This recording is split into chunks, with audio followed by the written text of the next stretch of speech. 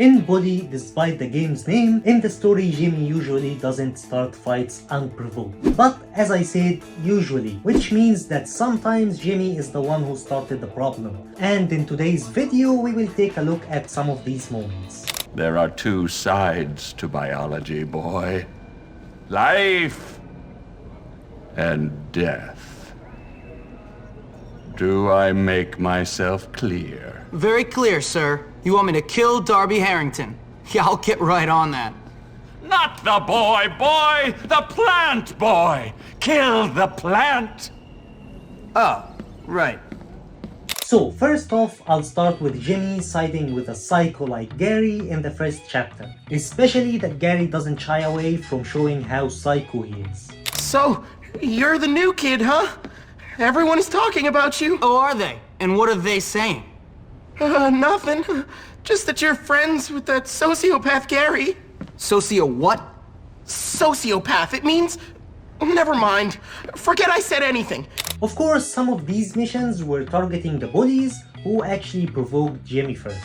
But the other parts were actually Jimmy and Gary being just bullies. Anyway, I've got a good idea for some fun. Let's go out and torment someone really helpless and unfortunate. That homeless guy. Come on. Yes, when they went there, they didn't really do much, and actually the homeless guy is the one who scared Gary, but yes, their intentions was bad to begin with. Another time is when Jimmy acquired the slingshot. Gary took him to teach him how to use it by destroying the bus window and to use it on the jocks while they train. You might say that the jocks actually deserve that, and I agree, but up to this point, they never provoked Jimmy in the story, so yeah, he attacked them first. Another time is what they did on Halloween. I mean, Gary's dressed in a Nazi outfit for Halloween. The guy's insane. So yeah, siding with Gary made Jimmy a bully in the first chapter, and he calmed down a lot in the later chapters. Or at least stopped bullying people for the fun of it, after he and Gary ended their friendship. Why'd you do it, Gary? I thought we were friends. Friends? You and me. I've taken dumps that had more brains than you, friend. And it's funny how he said that right after he ended his friendship with Gary. Yeah? Look, I never said anything about your mom or farmyard animals. You did it? No, but I want you to stop bullying weak kids. Why? Because there are a bunch of kids around this place who need a beating, and you're picking on the few who don't. So I want you to leave me and him alone. So yeah, Jimmy matured 30 seconds after he ended his ties with Gary. Another time when he was in the wrong is the whole Lola situation. Who's fighting? Tad and all the rich kids are coming here to fight Johnny and his boys. All because of me. I'm like Helen of Troy. So there's gonna be a big fight? A winner-take-all sort of thing? Yes, everyone's involved apart from you. I'm Helen of Troy, and you're more interested in boys called Troy. First, let's set the scene. By this point, Jimmy is the leader of the perps, or the rich kids, and one of them, Gord, is dating Lola, who's actually Johnny's girlfriend. Johnny, the leader of the greasers, asks Jimmy to take photos of Gord and Lola together as proof of her cheating, and Jimmy agrees. But here's the problem. Gord is one of Jimmy's boys now. Helping Johnny by spying on Gord feels like a betrayal. Listen, boss, those grease monkeys are making life very difficult for Gord. That's because Gord was showing one of their girlfriends a good time. Some leader you turned out to be. Father says leadership is about looking after those you lead.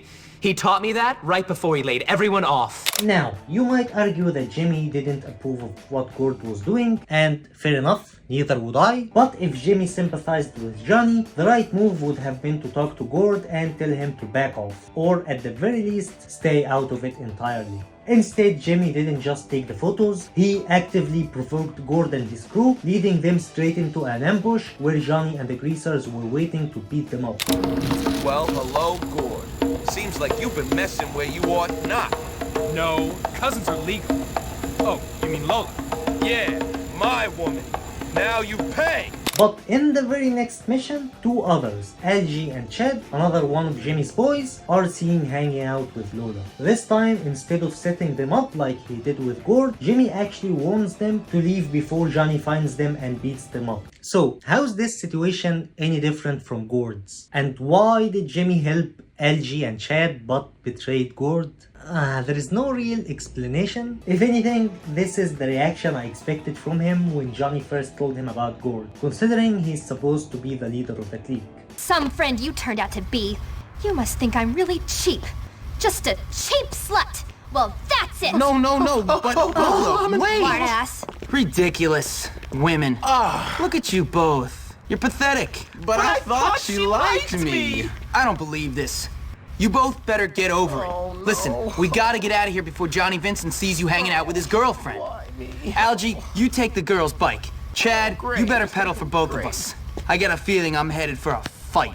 And he helped them escape while shooting with the slingshot at the greasers on the way. And it gets even worse. After all this, Jimmy takes things further by vandalizing the greasers' hangout, which officially starts his problems with them. Later, he even ends up with Lola himself for a while, making his earlier actions even more questionable.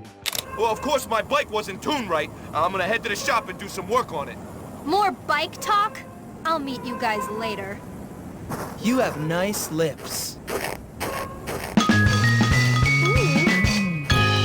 So the whole situation makes Jimmy look like he's switching sides randomly rather than sticking to any logical stance. If he wanted to support Johnny, he should have handled things with Gord differently. If he wanted to stay neutral, he should have simply stayed out of it. Instead, he first attacked the perps, making it feel like a betrayal, then turned around and attacked the greasers, even though Johnny was actually in the right here. After all, it was Jimmy's boys who's messing around with Johnny's girlfriend. Even Jimmy himself acknowledged that the greasers have a right to be mad.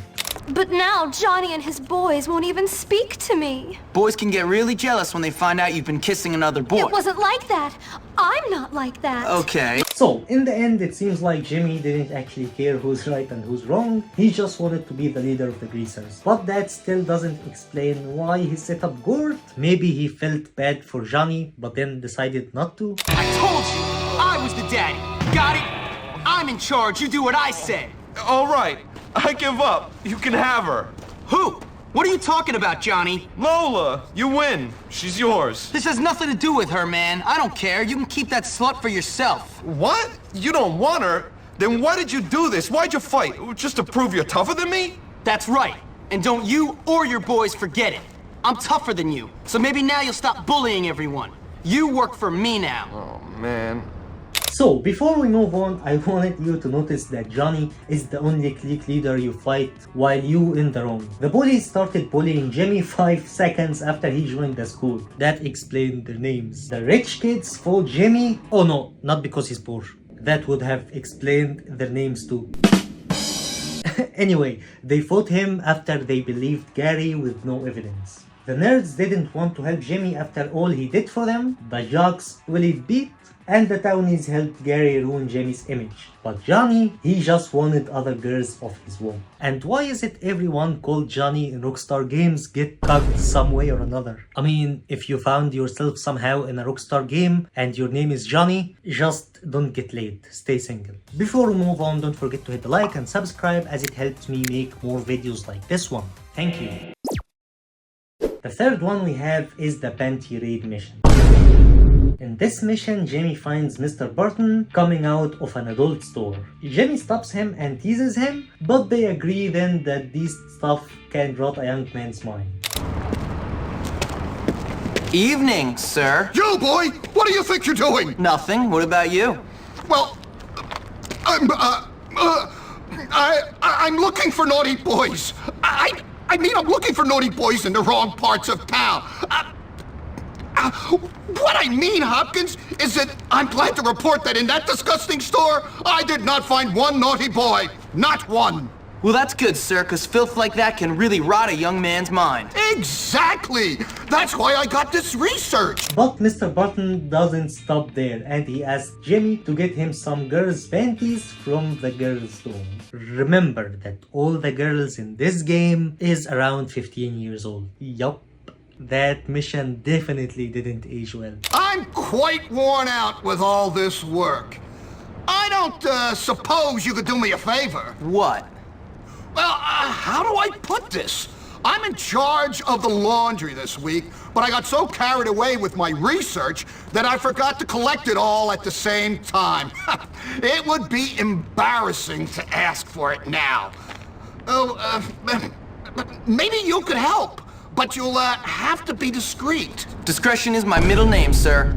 Great! So go and collect all the dirty laundry from the, girls' dorm. Okay. And if you get caught, I know nothing about it. I won't say anything, sir. In fact, I'll make it clear that I never saw you coming out of an adult store clutching illicit magazines. Good boy! Now hurry up and bring them to me by the school gates, but shh. I don't know what's up with Jimmy. Doesn't he realize the intentions of the man? Or did he actually got fooled? Same as young Gus playing the game. Or is Jimmy actually a pervert who enjoyed doing that? Somebody help! There's a pervert in here! Is that Jimmy? Everybody calm down. What's he doing in here? Trust me, you don't want to know. Now for the fourth one, where Jimmy gets even more pervert. You probably know what I'll talk about. It's the time when Ernest, the leader of the nerds, wanted to attack the jocks by taking naughty pictures of their girl, Mandy, and exploit her. Well, what I need are some inappropriate pictures of someone they care about. You want pictures? Yes, it's a complicated plan, all right. I need some naughty pictures of that Mandy girl. I'm sure you do, but what has that got to do with this? This? This is purely for the purposes of this plan. I'm not like that at all. Yeah, I'm sure you're not. So Jimmy agrees again and he follows Mandy and takes those naughty pictures of her and deliver them back to Ernest, who will clearly use it in his plans against the jocks, of course. So in the next mission, the jocks are coming wanting revenge, and I can't help but root for them at this moment. Even Ernest admits to his true intentions. The jocks are coming to kill us. Oh, thanks to you and your sordid little pictures. You wanted them. You're the sicko. A healthy interest in sexual matters is natural during puberty, bud. That's why I was having those dreams. Anyway, this is not important right now. I am about to die. We all are. Now, where's that gun thing? Get out of here, you sickos! We're coming in, you coming to dogs! get We're ready you! for you, nerds! Doomed.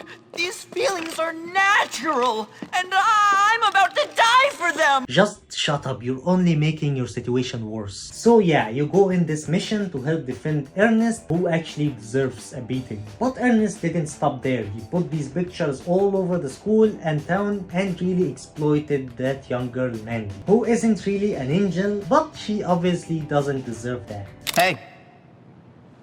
I know, it's funny. I'm the girl in the dirty pictures, haha. What are you talking about? Don't pretend you don't know. Everybody knows. Knows what? There's posters of me all over town. Oh, those. Now everyone thinks I'm a slut. Great, my parents will be so proud.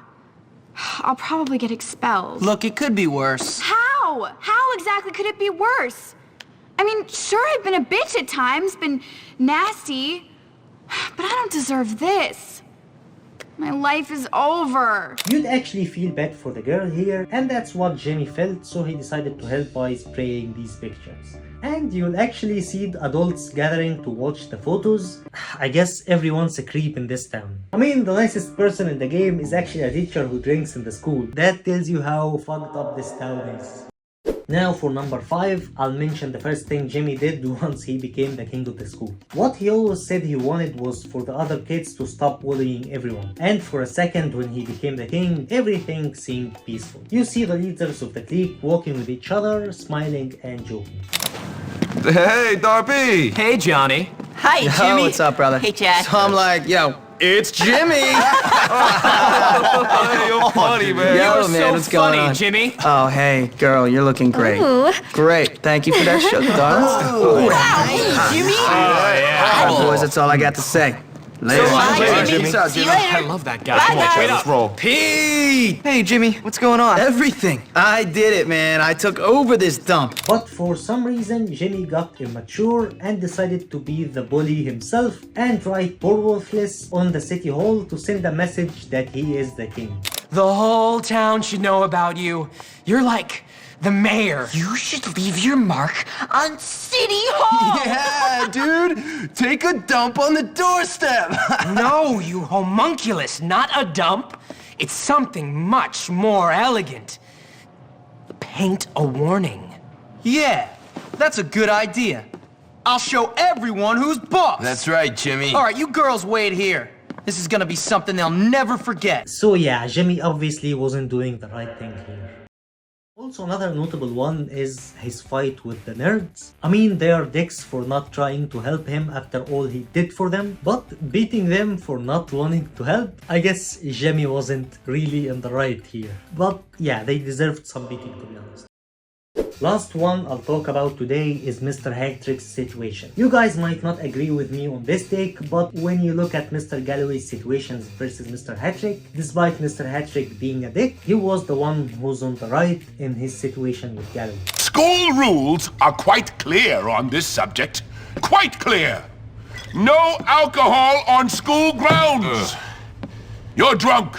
I can smell it on your breath. I can see it in your eyes. I'm not drunk. Drunk? In charge of children?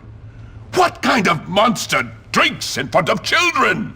Parent? A disgraceful one, yes. I mean, yes, Mr. Galloway has a good heart, but he's of course not taking his responsibility and job seriously. Even when Miss Phillips and Jimmy tried to help him and Jimmy took the bottle from him, he acted like he's gonna change, but as soon as Jimmy walked out, he opened another bottle he was hiding.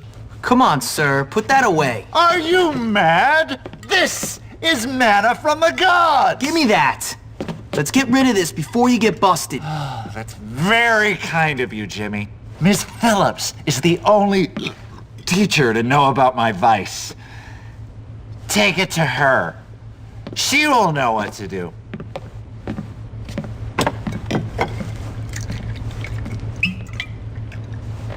Yeah, so he's not even trying to fight it. So I guess he deserves to be expelled. You might argue that Hattrick isn't doing it out of the kindness of his heart, as we can see how he acted like a prick in basically every scene he's in. But for me, I don't think we should look at his intentions as long as he's doing the right thing. For example, it doesn't really matter to me if an officer is catching a thief because he hates crime, or if he's only doing it to impress his girlfriend, for example, or to get a raise. As long as he's doing the right things, I don't really care about his intentions.